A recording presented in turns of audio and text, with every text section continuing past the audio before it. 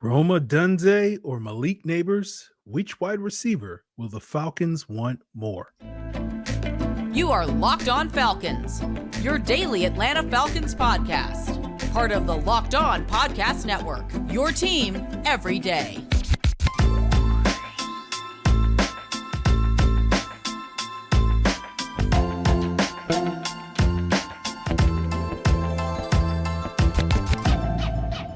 Welcome back, everyone, to another illustrious episode of the Locked On Falcons podcast, your daily Atlanta Falcons podcast, part of Locked On Sports Atlanta, your team every day. And today's episode is brought to you by Game Time. Download the Game Time app, create an account, and use code LOCKEDONNFL for $20 off your first purchase. So, guys, if you don't know me, I'm your very humble host, Aaron Freeman, been covering the Falcons for so long, formerly at falcfans.com, RIP, still going strong on this illustrious podcast. You may also know me as Mr. Drew, Sirius Black, the Jolly Green Giant, also known as Mr. AKA. And of course, guys, I appreciate each and every one of you that is an everydayer of this podcast that makes us your first listen of the day. And all you got to do to become an everydayer and check out Mr. AKA is to subscribe and follow for free on YouTube or wherever you listen to podcasts. So today's episode, we'll be talking later about how sort of Kyle Pitts could, the Falcons can borrow some things from TJ Hockenson and the Vikings' usage of him as a way to maximize Kyle Pitts. We'll also talk about the latest Falcons signing. I know the Falcons actually signed a free agent. They signed Antonio Hamilton. We'll break him down. But of course, today is a mock draft Monday, and we will be examining a player or players that are projected to the Falcons in this mock draft. And this mock draft comes from Nate Tice and Charles McDonald of Yahoo Sports.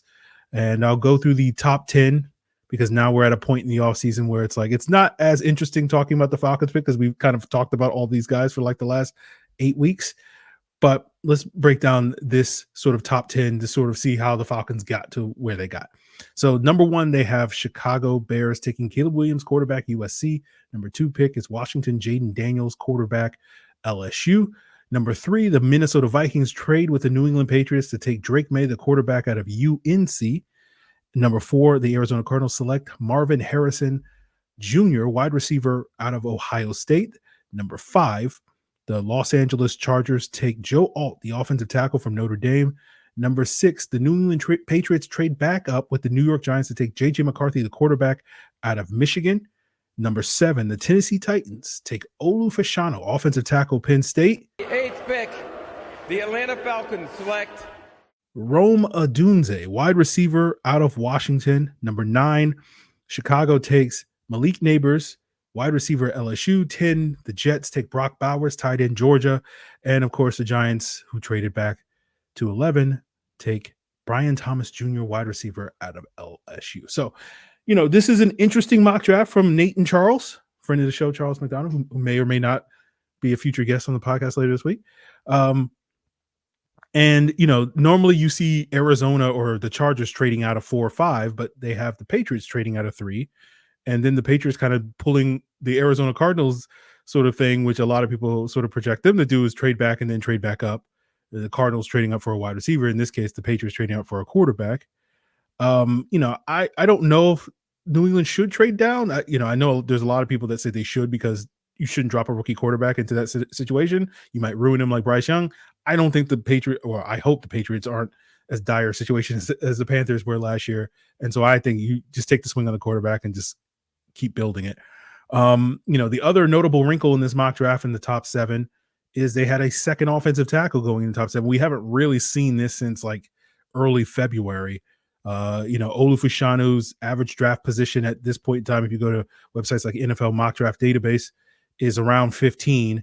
When, earlier this offseason when it began, he was being considered a top 5 pick. That was where his average draft position is. And while I know Tennessee has a massive hole at left tackle, in this scenario, rather than quote unquote reaching on the tackle, although I know there's a lot of people that still think Olu Fashanu is a legit top 10 talent, I would expect the Titans to take a wide receiver in this scenario. But of course, in this scenario, the Falcons have their choice of the top, or not the top 2, but the second 2 wide receivers. No offense, Marvin Harrison Jr. Don't let your dad come and hurt me. And so in this situation, the Falcons are selecting Rome Odunze, but it's a worthwhile question to ask. If that choice became reality, who would they choose between Nabers and Odunze? Now, for me personally, I would take Nabers because the explosiveness. So I think when you're looking at who's going to add more juice to this offense, Nabers gets the vote there. But would the Falcons do that? Now, I don't know, right? And that's going to be the interesting question, because we know the Falcons really value makeup, right? That was the big selling point on why the Falcons chose Bijan Robinson over Jalen Carter a year ago, much to Jarvis Davis's chagrin, was because they believed in the player, right? And, I would imagine if that's the sort of one of the deciding votes, then Odunze would probably get the nod over Nabers. Tony Pauline of Sportskeeda recently wrote last week that, Nabers is considered a quote unquote high maintenance prospect who may struggle in the big city. I've seen others sort of condemning that report, but I've heard enough through the grapevine that, Nabers' personality isn't going to be for everyone, right? And I don't want to make it sound like I think Nabers is a character risk or by any things, but by everything I've heard, and again, I don't know much, but what I've heard is like, yeah, he's probably your typical wide receiver diva. Now, every wide receiver is kind of a diva. Even Julio Jones and Andre Johnson and Larry Fitzgerald, depending on who you ask, couldn't even beat the diva allegations by the end of their careers. All right, we had like Jeff Schultz come on this podcast and call Julio a diva because of his lack of affinity towards practice towards the end of his career. So there is a sliding scale of divaness, right? One end of the spectrum versus the other. Where Nabers is on the spectrum, I have no idea. I haven't heard anything that suggests he's at the far end of the spectrum, that he'd be a problem in your locker room or a problem in your city. But, those decisions are above my pay grade. But I would imagine that's a vote for Odunze. Then you talk about scheme fit, which, may or may not be the biggest factor, because we've discussed before about how the Falcons, tend to don't stray far from consensus with their draft picks, right? In 2021 under Terry Fontenot, right, Kyle Pitts was the consensus number 2 prospect in that draft behind Trevor Lawrence. Falcons made him, of course, the top non-quarterback taken in that draft. In 2023, Jalen Carter was number 3 consensus player. Bijan was number 5. And as I mentioned earlier, the Falcons went with Bijan because of the makeup sort of breaking that sort of tie. But in 2022, it was a little bit murkier, right? Because if you look at the consensus draft board of who was available at 8 when the Falcons were on the clock, Kyle Hamilton was the top player at number 4. Charles Cross, the offensive tackle, at number 9. Garrett Wilson, number 10. Jermaine Johnson, 11. And then Drake London was 12. So based off of the consensus draft board, and these consensus draft boards come from Arif Hassan, who does great work. And we'll probably talk about this towards the end of the month when he drops his consensus draft board for the 2024 class. But, the Falcons basically passed on 4 players to take Drake London, right? And the question is why? And I think the main reason is scheme fit, right?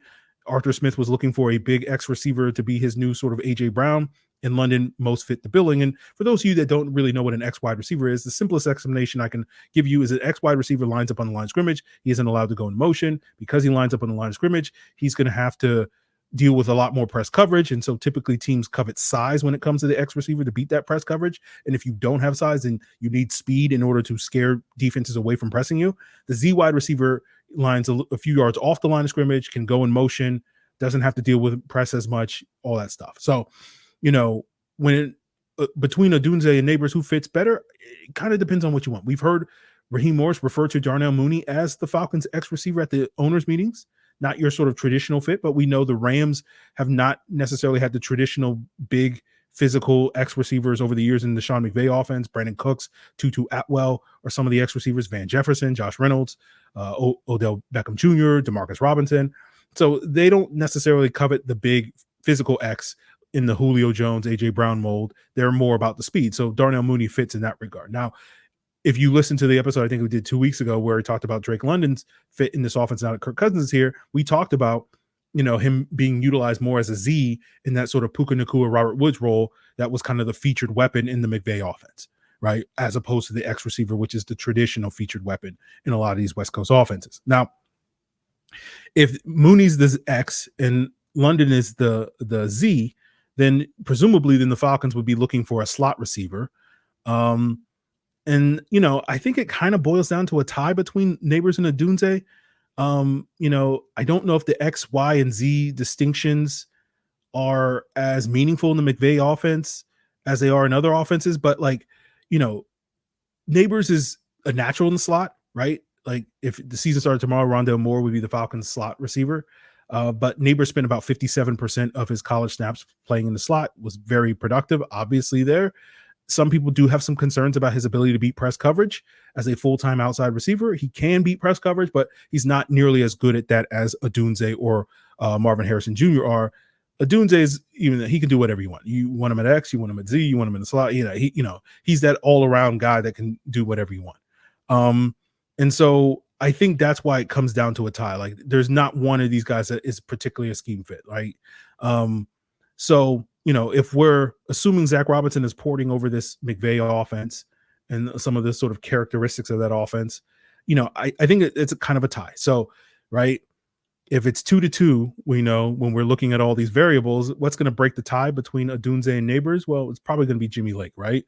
Because Rome Odunze, Jimmy Lake was the D coordinator at Washington when Rome Odunze was recruited there. And then, Rome Odunze's first couple of years, Jimmy Lake was the head coach there. So I would expect in this scenario, all that to say, the Falcons, if they had their choice of Nabers and Odunze, which I don't think is at all likely, like there's probably like a 2% chance that that's how the board shakes out. But appreciate Charles and Nate for giving us a different scenario to talk about on this mock draft Monday. I would guess that the Falcons would take Odunze in that scenario. So, put Odunze a little bit higher on your Falcons draft boards than the Malik Nabers if we're going through that. But we will continue today's episode talking more about the latest cornerback that may or may not have to cover Rome Odunze or Malik Nabers in practices later this summer in a, wonderful world where the Falcons do draft one of these wide receivers at the 8th overall selection. And that will, of course, be Antonio Hamilton, and we'll break down what he's bringing to the table for the Falcons. Is he a starter? Is he more of a special teams guy? All that and more as we continue today's Locked On Falcons.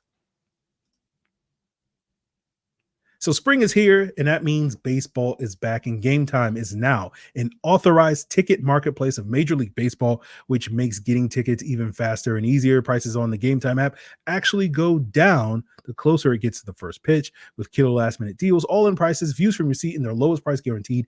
Game Time is taking the guesswork out of buying MLB tickets. Last-minute deals mean you can save up to 60% off buying that last minute for sports, concert, comedy, and theaters near you. Flash deals save even more with the exclusive in-app deals on select seats ahead of the game. All-in pricing means that you're not going to get hit with surprise fees at checkout, and the seat views mean you're going to get that panoramic view from your seat in the app before you buy. So take the guesswork out of buying tickets with Game Time by downloading the Game Time app, create an account, and use code LOCKEDONNFL for $20 off your first purchase. Terms apply. Again, create an account and redeem code LOCKEDONNFL, LOCKEDONNFL for $20 off. Download Game Time today. Last minute tickets, lowest price guaranteed.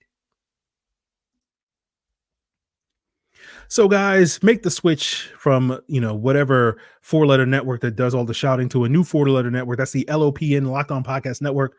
Check out Locked On Sports today, free 24/7 streaming sports channel program for you every day to bring you the biggest stories without all the screaming. Locked On Sports today, as well as Locked On Sports Atlanta, is streaming 24/7 on YouTube or the free Amazon Fire TV channels app. Part of Locked On Podcast Network, your team every day. So the Falcons signed Antonio Hamilton on Friday, free agent corner from the Arizona Cardinals. And basically his role, I think, is to be the new Trey Flowers. He'll primarily be a special teams player, but will also be in the mix from a depth role at the cornerback spot. Could be, a potential challenger and competitor for a starting cornerback spot opposite AJ Terrell later this summer. We'll see how that breaks down. A lot of that depends on if and when the Falcons draft a corner and where they draft that player. But, Hamilton himself is a journeyman corner. The Falcons are going to be his sixth team that he's going to play on since entering the NFL in 2016. He started out as an undrafted free agent with the Raiders, spent 2 years there, then was scooped up by the Giants, spent 2 years there, spent a year with the Chiefs, signed with the Bucs in 2021, got cut as part of final cuts.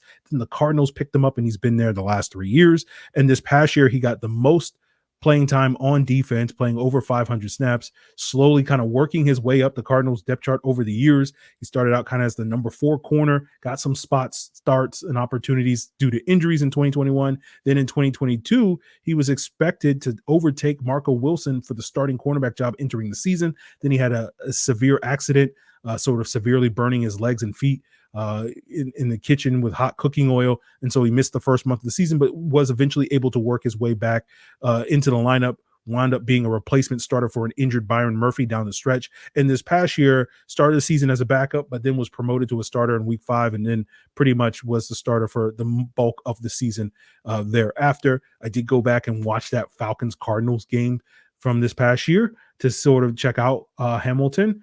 He didn't start that game, but he did play about 50 snaps in that game.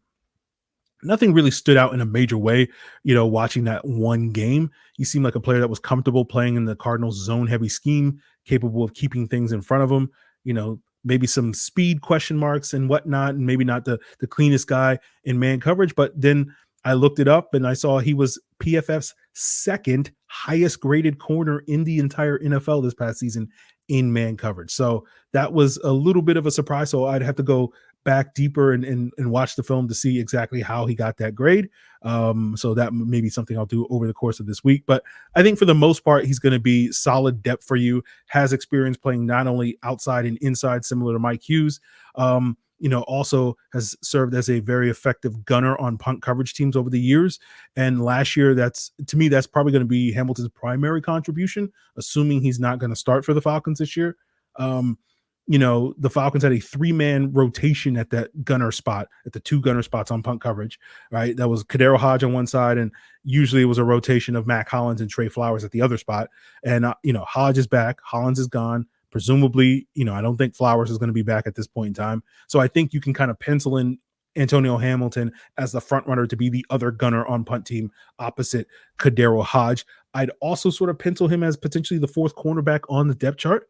The expectation, of course, is the Falcons will draft another cornerback, probably early in the draft, first, second round, potentially this year. That will also be in the mix at that outside cornerback spot. And I think, there may be depending on what corner they get in the draft, it may be a nominal or it may be a full-fledged camp competition for that outside cornerback spot opposite AJ Terrell, between that rookie Antonio Hamilton, possibly Mike Hughes, possibly Clark Phillips. One of those 2 guys in terms of Hughes and Phillips probably will be in the competition at outside corner. The other one will be pushing D. Alford at the nickel cornerback spot. My guess, my hope is that will be Clark Phillips as opposed to Mike Hughes, but we'll see about that. So, I think if that plays out how I think it's going to play out, then, of this group, I would probably give Hamilton the edge because of that special teams value in terms of making the roster. And that would probably put Hughes on the sort of on the bubble as the odd man out.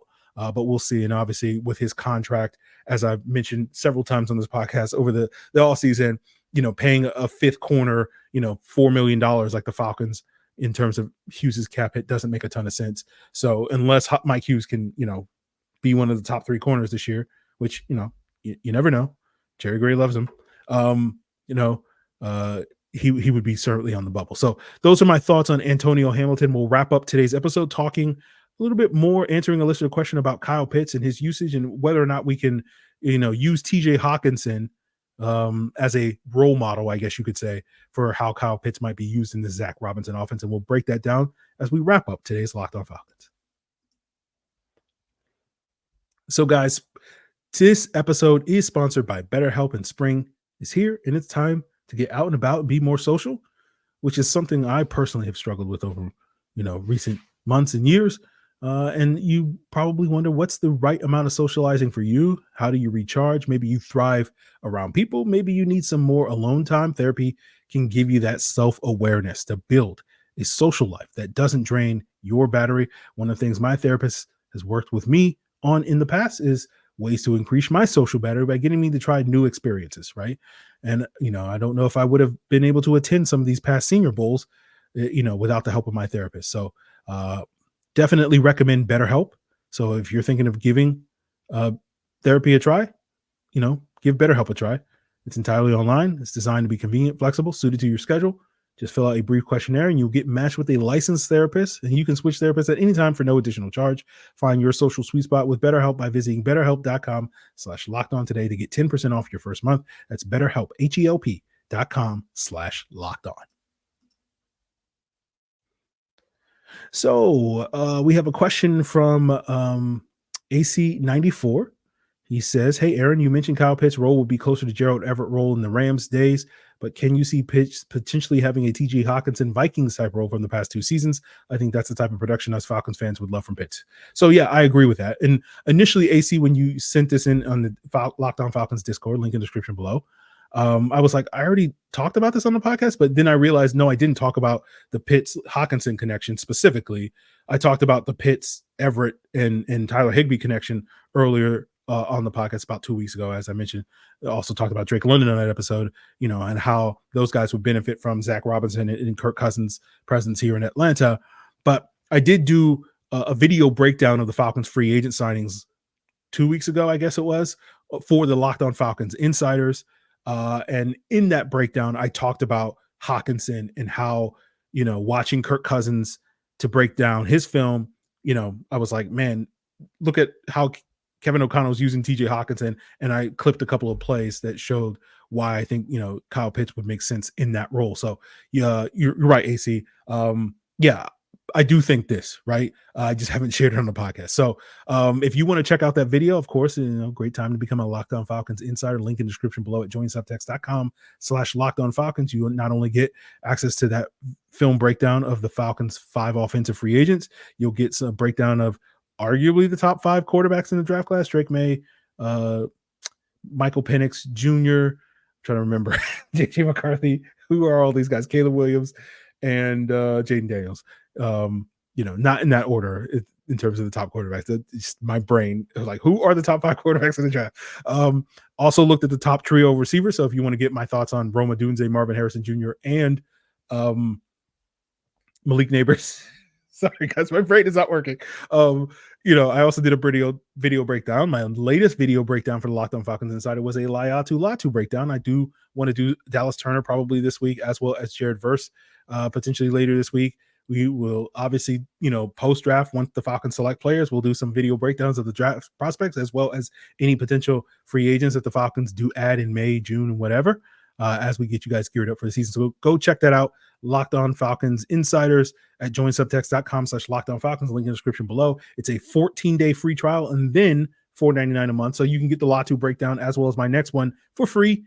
And then you can decide if you like it, then, keep paying for it until after the draft. And if you don't, then, you can sign up later and come back during the season when we're doing extended all 22 reviews and all that stuff. So all that's available for you in the link in the description below. But, when I talked about this on the previous episode, talking about Kyle Pitts and his usage, he talked about how, Pitts is different from most tight ends in that, Pitts is much more of a vertical threat, and every other tight end in the NFL is basically an underneath threat, right? Talked about that with Everett, Higbee, as well, and Hockenson would also apply. 75% of TJ Hockenson's targets this past year traveled less than 10 yards in the air. You compare that to Kyle Pitts, which was only 41% of his targets this past year traveled less than 10 yards in the air. And again, to break that down, usage is a very important factor in tight end production. Most tight ends tend to get the bulk of their targets, 60-70% of their targets underneath, within 0 to 10 yards. And the Falcons have kind of done it differently, right? And so what most teams do is they have their wide receivers stretch defenses vertically, the speed, and then have their tight ends sort of eat underneath. And the Falcons have done it backwards, with Kyle Pitts being more that stretch receiver, and the wide receivers doing the opposite. And, before we sit here and be like, oh, Arthur Smith doesn't know what he's doing, that's the unique skill set of Kyle Pitts, which made him the number 2 consensus player in his draft class, because he's that unicorn that you could theoretically use him as that vertical stretch receiver. But because asking him to, go run more vertical routes, there's a lot more volatility or variance in his production, because it's harder to complete deep throws than it is short throws, right? So this is something that we actually talked about years ago on this podcast, back when Hayden Hurst was the Falcons' tight end in 2020, because that first month of the season was like up and down under Dirk Cutter. And one of the switches the Falcons made around like week 5 or 6 was they started using Harris as more of that underneath tight end, like the way that they use Hooper in the previous years, which led to Hooper being a Pro Bowler, right? Sort of throwing a wrench into the old idea of like, I remember having so many arguments with folks that offseason about how Hayden Hurst was going to do wonders for this Falcons offense because he was a different type of tight end that Matt Ryan's never had. And the Falcons kind of tried to use him in that way in the first month and it didn't work. And then they just, and I always said that like he's basically Austin Hooper. And when the Falcons started utilizing like Austin Hooper, you saw, it worked. So, once again, that was my little jumper. Got that one right, but I never know what I'm talking about. Anyway, but speaking of TJ Hockenson, I really gained a great deal of respect for Kevin O'Connell with how he utilized TJ Hockenson, especially making him the featured weapon in that Vikings offense during like the 6 or 7 games when Justin Jefferson was out of the lineup. It was Hockenson that led the team in targets during that stretch of games, not Jordan Addison. And I remember going into that week 9 Vikings game, pre and post game, how we talked about how stopping Hockenson was kind of the keys to victory for the Falcons, and the Falcons didn't do a great job of it. Richie Grant did fine in that job. That was probably, honestly, probably one of his better games in coverage that season. But Hockenson was just kind of working against everybody in that game. Caden Ellis got sort of the short end of the stick in that game, and we talked about that, I think, on the podcast as well. So, I would love to see, basically, AC, to answer your question, I would love to see Kyle Pitts utilized in that way. That if we can get, some blend of like Kyle Pitts being TJ Hockenson and Drake London being Puka Nacua, this to me is like the perfect blend of what this offense could be. And so we'll see if, the Falcons and Zach Robinson, especially as well as Kirk Cousins, can sort of get those guys to really be the difference makers that we know they're capable of being, and you'll see that sort of uptick in production if that is the case. So, speaking of Hockenson getting everybody in the game, thinking about it, it kind of reminded me of how the Falcons would try to defend Jimmy Graham back in the day because they didn't have a single guy that you can say, oh, go line up against Jimmy Graham and lock him down. So they would just have like 6 guys taking turns. Like it was like Thomas Deku, Stephen Nicholas, Willie Moe, I can't remember who, Witherspoon, whoever else was on those like 2011, 2012 teams. And, like not having that sort of guy that you could trust to go one-on-one with those tight ends. Like right now, that player is either Troy Anderson or Richie Grant. And this is why, like, you hear me talk about, like, again, it's not the most pressing need, but like you would love to see this team get better athletes at linebacker, at safety, as well as corner as well, to sort of deal with these types of matchups. And, like the Falcons have just never really had that type of tight end eraser outside of like the 2 years that Keanu Neal served that role in like 2016 and 2017 before injuries kind of derailed his time. And, I just got sad because I just remember, the good times that we used to have with Keanu Neal, very underappreciated a Falcon player. One of the Locked On Falcons Insider asked me, like, who are your underappreciated Falcon players? And like Kiki and Jonathan Babineau usually on the top of the list. But so hopefully that answers that person's question as well. So that is it. Don't have a ton else to add, but go check out that video if you're interested in seeing, a couple of plays breaking down the Vikings usage of TJ Hockenson, and how he could be, similar to what we could see from Kyle Pitts this year. Of course, the link to those videos, you just join the link in the description below at joinsubtext.com/LockedOnFalcons. That's going to do it for us on today's Locked On Falcons. Tomorrow, I believe we'll be joined by Will McFadden of Believe in Falcons, as well as the Falcoholic, to talk more about the draft. And so that will be your first listen. For your second listens, of course, check out Locked On Sports Today, Locked On Sports Atlanta. It's all part of Locked On Podcast Network, guys. Your team every